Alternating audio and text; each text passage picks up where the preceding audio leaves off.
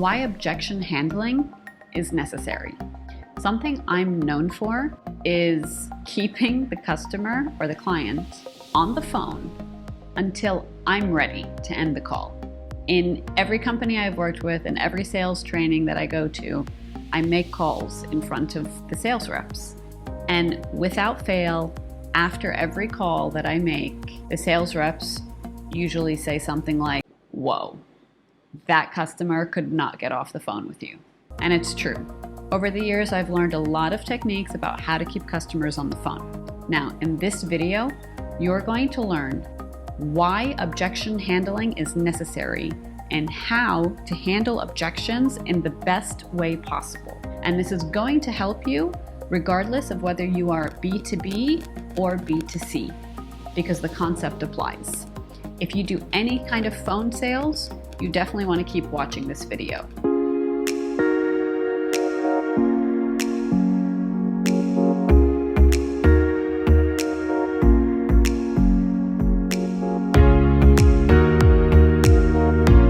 So in any industry that you work in, customers are going to give you objections. This does not mean that you're a bad salesperson. Let's be very clear about this. All this means is that you are working. Because if you're working and you're doing your job, customers are going to give you objections. Now, what you need to keep in mind is that some of these customers that are giving you objections are actually interested in your product. They do actually want your product. And by the way, when I say objections, I'm not talking about default responses that people say without having even heard what you're pitching. What I'm talking about is a true objection after they've heard your offer or your service or product. If you want to learn more about how to handle default responses like, "Oh, I'm not interested," or "I'm busy, call me back later," then you can watch this video or this video. You can also do the 10-day challenge, which I highly recommend. If you have a lot of phone calls that are ending very quickly after people say, "I'm not interested," or "I'm busy, call me back later," then check out the 10-day challenge below and you'll get past that real quick. Okay, so for this video, we're gonna focus on true objections. And those are things that people say after they've heard what it is that you're offering. So you've been able to keep them on the phone long enough to pitch them your product or service, but then you're hitting roadblocks. And the issue is some of these customers, they are actually interested, but they're giving you objections because this is life. Human nature doesn't really let us roll over, let's say. So what I mean by that is people don't like to just always say yes. So even if they want to buy something, they might not tell you that outright, and they don't want to seem like a pushover. So by nature, some people are just going to give you a hard time even though they want to buy your product or service. Do you have any clients like that you can think of? Any customers that they just give you a hard time, but you know in the end they're going to purchase? Maybe they're a repeat client and they just always are difficult for some reason. Drop that in the comments below. There are people like that. Now, what you have to keep in mind is when you're making cold calls, you're going to run across these people, but because it's your first contact with them, you may not know that this is their personality style, that they like to give people a hard time even though they want to buy. So you might mistake that as, "Oh, they're just not interested. Let me get off this phone call." When what you should actually do is what you're about to learn in this video. And this is why objection handling is so necessary. Now, what is the normal response when a customer gives you an objection? The normal response of a salesperson is to say, "Well, but," right? Or you're going to start literally any sentence with "but." So it's essentially, it's an argumentative standpoint that you're taking. And it usually comes with a very quick response. So what you want to do is the opposite of that. You don't want to respond quickly, and you want to take a completely different approach. So the word "but," take it out of your vocabulary because that's putting you in a defensive state, and you don't want to be in a defensive state. Here's what you actually want to do to handle objections correctly. Okay, so the first thing that you're going to do when a customer gives you an objection on the phone is you are going to say, "Okay," or anything that's in an agreement form. So it can be, "Oh, I understand," or "Fair enough," That makes sense. Anything in that vicinity is fine, but you need to acknowledge and agree with them. Super important, because what this does is it relaxes the customer and it allows them to think that they've won the conversation. It's very important that you do this, first of all. Now, the second thing you're going to do is you're going to act like an attorney.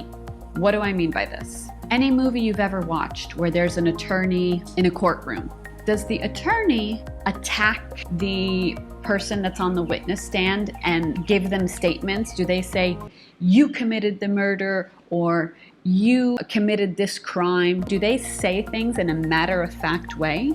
Or do they ask questions to get the person that's on the stand to slip up in what they're saying? The attorney or the lawyers, they ask questions. That's all they do, right? If you think about it.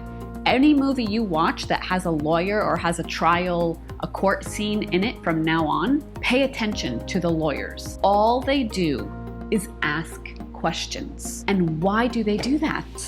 Why don't they just say, you committed the crime? Because it's not as effective. To the jury that's watching, for a lawyer to say, you committed the crime, that's like you as a salesperson saying, but you really need this product. The customer's not convinced. The jury is not convinced. What is more convincing is when the lawyer says, were you in this place at 11 p.m.? And the person on the stand, maybe they don't have the correct answer. They don't have the exact response that is going to make the story connect. Then the jury will start to think, oh, wait a minute. Maybe that's not right, what's going on here. So now let's bring it back to sales. When you as a salesperson, when you ask a question back to the customer. So the customer says, I'm not interested because I like my current company better, for example. You playing the attorney role, you're going to be asking the customers questions that will make them start to doubt their own objection. So let me give you some examples. If you're in the banking industry and you're speaking to a customer that says, I get a better interest rate with my current bank now. The way you're going to handle this objection is by, again, agreeing, oh, okay, fair enough, that makes sense. And then you start asking questions like a lawyer. Some of the questions you can ask are, okay, well, what interest rate are you getting? What services do you receive? What other services do you wish you were getting from your bank? Any type of questions to get the customer talking in a way where they are going to continually give you information and expose doubt. Okay, so they might tell you, my interest rate is lower, but what you're doing is you're asking all these questions to get the customer to realize that, okay, maybe the interest rate is lower, but the customer service is not as good. They're not getting as many benefits as they could be with you. Whatever the case is, you need to get the customer to realize it, and they need to say it because it will be more believable that way. It will resonate more with the customer if they say it. Another example, if you're in real estate, if the client says, oh, the price is too high, I'm not interested in that house, well then you, as the smart salesperson, you'd say, okay, fair enough, I understand. Well, let me ask you this. What are you comparing the price to? You can also ask, what if I told you it's actually priced at fair market value? What if I told you, by the way, is a very powerful phrase to start your questions with. I'll do another video on that. Another question you can ask in that scenario is, well, what if I told you that the price may increase in the next 60 days?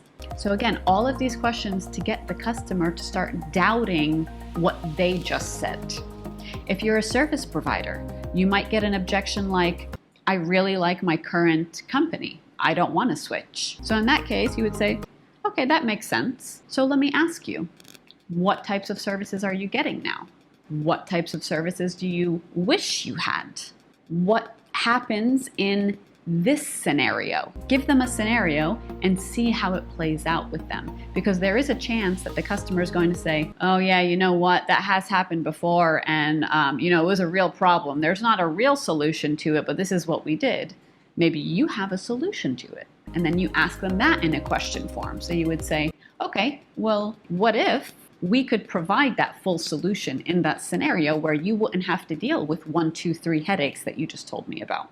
So I hope now you see why objection handling is so necessary. If you'd like some more examples depending on your particular industry, just drop that in the comments below. If you haven't subscribed, do that now so you don't miss the next video. And I really strongly urge you to do the 10-day challenge. Again, if your phone calls are stopping after I'm not interested or I'm busy, call me back. And I'll see you in the next video.